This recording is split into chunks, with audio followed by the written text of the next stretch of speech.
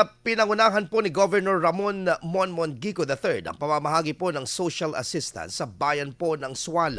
Ikinatuwa at pinagpasalamat po ng libu-libong mga residente sa nasabing bayan ang natanggap nilang pinansyal na tulong. Bukod sa financial assistance, handog din ng Gicosina ang libreng masustansyang pagkain.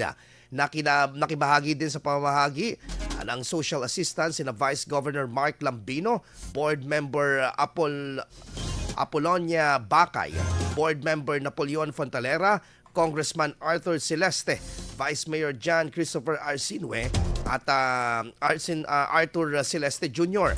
Kasama rin ang Abono Party List Representative Bobby Estrella.